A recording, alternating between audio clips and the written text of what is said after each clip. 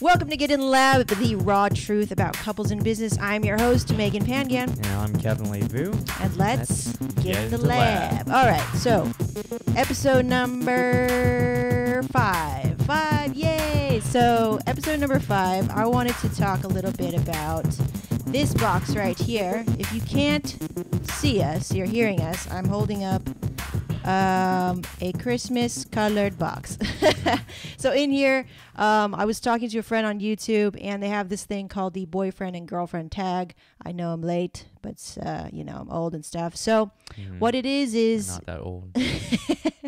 what it is, there's a tag, right? And they ask questions of like boyfriend and girlfriends, and they're like just questions about the couple, so you get to know the couple. So what we're going to do in this show to kind of make it a little fun, because I was like, oh, we could do that, but you know what, we're going to incorporate it on the podcast, is I wrote down all of those questions in the boyfriend and girlfriend tag, and I put them on little pieces of paper and then folded them up randomly and threw them in this box. And then we're just going to open a couple of them randomly and ask each other these questions on the boyfriend and girlfriend tag. Alrighty? So where are these questions from? Is it so somebody came up with them. I don't know who. Oh, and then it just kind of like it was a viral thing where everybody answered. If you were in a relationship, you answered these questions. Okay, even if you're married. Yeah, even if you're married. So well, see, we're not technically married. If you guys know, I've been telling everybody that, but I call him husband, and we have a relationship in which we look at each other as a married couple, because it's practice, right? Yeah. I mean, like, why not do it now? Yeah. So you don't want to get married and find out, oh, you're different. But anyway, I want you to pick the first question. We'll give it a shake. All right. Okay. You've picked the first one. Oh, I'm going to give it a shake. Oh, you shake it. Yeah. And then you're going to pick it, right? Yep. It's hot in here, so we have tea. So here it goes. The first question. Okay. Ready for this? All right. How long have we been together? Easy one. Let's see. Since 2009. 10, 11, 12, 13, 14. 5 years. I always say 6. Well, because we've known each other. Yeah, we've known each other for 6 years. Yeah, we've known each other 6 years, basically. So what do you do with this? So we'll just put it aside. All right. And we're not gonna like pick it up until later. Yeah. And then I pick one now. Oh. Shoot. I thought it was only one question. Well, we'll pick a couple. Since that's an easy one. Okay. Some of these may be longer. All right. Let's see. Second question. What is my favorite restaurant? Oh. I don't think you ever said you had a favorite restaurant. There you go. That's true. Yeah. I don't think I do have a favorite restaurant. We actually do go out a lot, but I don't think we. Well, do you have a favorite? Me, I don't have a favorite. Okay. Yeah, I was gonna say. I don't even have a favorite food that I like. Really? Yeah, there's just too many good food out there. So. we're not biased. All right, so that will do it for these questions. We'll keep answering these throughout the episodes, but I think what I really wanted to focus on this one before we get to the Twitter and just the random questions that we're going to get at the end of the episode, I wanted to talk about fitness, because we talked about doing a fitness episode and how we kind of came to this point of actually feeling really good. And we were just talking about it in the car yesterday on the way back from California Adventure, that this is the best we've ever felt, right? Yeah. Well, you said that. I said that too. I don't even remember talking about that in the car. See, I remember. A long drive I'm paying to attention. Well, it was driving back from California Adventure. We went to California Adventure randomly yesterday, and we were pretty beat. But then at the same time, either we were driving there or driving home, and you were like, this is the best I've ever felt. And I was like, hells yeah, because we eating clean and all that stuff. So let's talk about the transition, because it was hard for us to get into fitness in the very beginning, because when we first got together, it was like date all the time, going out all the time. Yeah. So how do you think that happened? What was our transition like? To a healthier lifestyle? Yeah. Well, what do you think was the first thing that kind of got us back on track? Because it was kind of a number of things that had to line up, right? Well, for myself, I was tired of like whenever we'll be photographing a wedding and you'll be taking pictures of the team and I see like a really bad angle of me like all the time. I'm like, wow, look at that. Like, it's not a bad, well, see, that's the thing. It was really bad, so I needed to make a change, and I just felt, and I don't know, it was getting to that point where we were eating in and out like every week, and I was like, this is not the healthiest lifestyle, and I'm just sitting there editing all the time and just putting more pounds and pounds after pounds, and yeah, it just occurred to me that we have to get back on track. Like, right. Right. Yeah, I think it was the diet too. Yeah. Like when I started to learn about, because I'm always watching documentaries, like just kind of randomly, because I love the documentary thing, because you're learning so much. But I watched one and they were like, grain makes you stupid, basically. I was like, what? And then I think from that and then a couple of other things, there's all these camps on food and what you should eat and what's healthy and what's the best human diet. And it's really all just experimenting in theory. Yeah.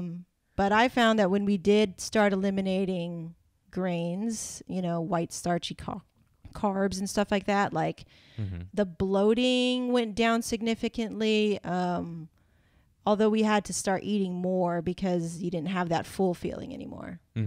But the diet. So let's talk about the diet, because what we do, guys, is we kind of follow the 4-hour diet, the slow carb diet, which is no carbs, nothing starchy or white, lentils, beans are okay, all the vegetables that you want, all the meat that you want, and that's it, basically. That's it. No fruit. We just try to minimize the amount of fat when it comes to meat, but for the most part, when we first started the diet, we ate like hot dogs as like a starter, and then kind of move our way towards healthier type of meats. Yeah, like chicken breast. Yeah. Straight up lean. So the biggest thing was, I remember, because, we tried before, guys. I tried to get us to eat healthier, because I didn't like the way I looked, and I didn't like having to, the thing was, like, because you're a couple, like, I was getting really kind of upset that, you weren't taking care of your body either. And it made me like resentful of that fact, because like, if you don't take care of your body, then I'm not, like, that doesn't make me feel good as your partner, because for one thing, like, you're not in good shape. You just want to eat whatever all the time. And it makes me do that too. So I feel like it brings me down. So like, I didn't like where that was going, and it bothered me for a while. I was like, how do I make this change? Right. Like happen. Yeah. Like every time I try to, cook something better for us or not buy certain foods, like, I'm like, no snacks at all. There would always be snacks in the house. So the big thing that kind of happened for us, I think, was how did I approach you about eating better? Well, I'm really not sure, but I feel like how you first brought it up was I'm just tired of eating carbs, and I'm tired of feeling bloated all the time. So you needed to make a change for yourself and to make your life easier, since I want to keep our food pretty consistent. That way we won't have to buy so many like different types of food and fill up our fridge. Yeah. So I agreed to just follow whatever you were doing. Yeah. Yeah. Well, that was kind of easy because he doesn't cook. So, like when all the cooking went on my side, it was like, okay, cool. At least I can control that. Like, at least I can kind of handle that. And then I also handle all the grocery shopping. Like, if he goes out and buys food, comes back with like all kinds of snacks, all kinds of snacks. And I'm like, what is this? So now I just handle all of the groceries, which helps a lot because like, you know, sometimes when you're making a change like that in the diet, which is something that is very like personal because you're attached to the food, like you have this kind of comfort that comes from eating bread or pasta or cereal or all the other foods that you kind of just like they're comfort food, right? Like when you eat them, you feel like, at least I have this. But then when somebody takes that away from you and says, this is what you're going to be eating, it kind of makes you feel like, whatever. So to kind of combat that, because that's why we failed in the past before, is like I had all the control over the food, and it's like I kind of made it, you know what, we're gonna eat this way for only 6 days out of the week, and then on the 7th day you go crazy. And that's why I think the slow carb diet works for so many people, because they have that day to keep themselves sane. Like they can go have cereal and pasta and breads and bakery stuff on that day. And so that helped. But right? But I felt what really helped was easing your way through the whatever diet you're thinking of. But I felt if you take immediate action and say, oh, I'm not going to eat carbs for the next month or whatever, you're going to get a big rebound right after. Right. So, yeah, it's better to choose a diet that you like and then slowly work your way up to that diet, and don't take immediate action and just eat. Don't like go cold turkey. Yeah. Okay. Yeah. I think that really helped because, and then mentally too, we had to have like, I remember emailing him because I think that kind of works. I know how you kind of receive information now. So like before, if I just tell him, perhaps I'm not using the right language, or maybe my tone is still, kind of not in the most positive light, right? So like I get that, and that can be demotivating. So what I did was I wrote like an email or a text or something. I think that's when we started to like shift the mind together, because if I took the effort to say this and show you like, hey, this is what we can do, you know, we don't have to go crazy, but this is a start for us, and I want us to stay on track. And we've fallen off track before, and I really don't want to rebound because we're getting older, and I want to take care of our bodies, and I want to see us be in a better place. Like all of it coming from good intention. Yeah. And I talk about this in a video called Manipulation versus Influence. And so like I never see what I do when trying to change certain behaviors within us as manipulation. It's always about influence. So if you can be like a positive leader or an influence on your partner, like I think that's amazing. So that therein lies the power of becoming better as a couple. So I think like that moment, you know, and you were able to sit down with the information and be like, okay, like I don't know what you felt at that moment. Like, do you remember that little email or text or whatever that I sent you? Yeah, I just read through it. You gave me options of what I could do. I mean, you did give me the option to either go a separate route or just follow the diet that you were currently going for. But right. Yeah, we were going between carb cycling and the slow carb diet. And with carb cycling, you get to eat carbs, which I knew you were addicted to. When I mean, carbs are addicting. They're an addicting type of food. Like they just work the same way in your brain as a drug would. Yeah. So like I think like when I understood that, like I could understand where he's coming from after breaking diet before. Like it was easier. It was just easier for both of us. So now we're finally here. So like what are the biggest benefits that you see from this diet and from what you're doing now in fitness? Like burning fat a lot quicker, less bloated. You fit into your clothes. I feel more. Yeah, that's the main thing.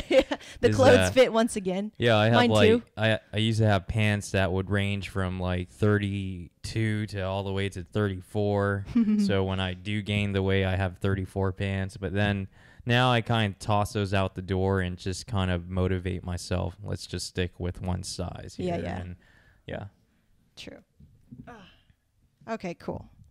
So I think it's time for the Twitter question. And it's not from Twitter. Well, I guess it is from Twitter. So Nicole Baldenu from Business Republic, thank you for asking your question. Here, I'm going to read it. Do you guys have any rules that you set to separate life and business? For example, we have a no phones rule at dinner time. Would love to know yours. What's our rules? Do we have any rules to separate life and business? Yeah, well, yeah, we do have well, I don't know if it was called a rule, but then I think we spoke before that I felt we needed 1 day or 2 days out of the week where we just strictly spend time. Because I felt with the business that we do, we're just all over the place. Yeah. Like I'm shooting probably 2-3 days out of the week. And then we have weddings on weekend. And then the other 2 days out of the week, I'm like either editing. So I'm constantly always busy. Right. You're busy with your own stuff. So we've been doing that for so long, and I felt there was not enough time for us. Right. And we can't forget about that. So I brought it up one day. And felt, let's put a rule. Let's like do something probably once a week just for us. And it looks like it's flowing well with our diet plan, where that 1 day that we're hanging out is also our cheat day. Yes. So we just go out, we just eat whatever we want, and we're hanging out at the same time. Yeah, and we have a good time. And I think that's so important. Like, I think when we started to really set down these kind of unsaid rules, but kind of just guidelines for us, was a couple years back when we weren't talking very well to each other, and we had such a long conversation. It was a heartbreaking conversation, because I remember it so clearly, because that's when I started to make a real positive change within the relationship and myself, and setting up those rules, like it's okay to talk to each other, and it's okay for me to hear your side of the story. Because remember, you were saying, why are you getting all scared? You were saying, if I say anything, I don't even want to say anything to you. I don't even want to tell you my side of the story because you get mad or something like that, or you're going to be angry or whatever. And I was like, holy crap. And that really like broke my heart, because I had been a tyrant up until that point. Yeah. Kind of unknowingly, because I felt all this, angst. I couldn't communicate to you what I was feeling, and it made me cold, and it made me really... it was slowly just deteriorating our relationship, and that scared me. And then when I realized that, I said, oh shit, I got to change that. And so that was a long ass conversation, like 3-4 hours conversation, I remember. And we set up the rule of, I'm never gonna leave you for talking to me, because I think that was a fear of yours. Well, it also depended on you as a person. Like how you acted before, that made myself sort of like, do I want to share these certain things that I think about you? Like, Like, that's heartbreaking to me, where I made you feel unsafe to even voice your opinion. Like, that's totally, that's how I felt. That's how I felt with the, entrepreneurship thing or chasing my own dreams. It's like, holy crap, I've taken that in, and now I'm pushing that back out at you. And so when I realized that, I was like, had to do some like crazy, like letting go of my ego, letting go of my pride, because I think that was kind of my way of keeping control, where I felt no control in other things. And it was just a really negative, fear-based way of looking at the situation. So... And I think I remember I told you, like, we're not competing against each other for anything. Like, we used to compete. That's a whole nother. Well, I don't even remember competing, but it felt like that. It's not like, I'm gonna get this. But there was this underlying tone of like, we weren't on a team. It was very weird, and it was like, there was all this like bullshit that we were putting out as a husband and wife team doing photography. And yet we weren't really a team underneath it all. And that's another conversation. But anyway, we get off topic. We digress.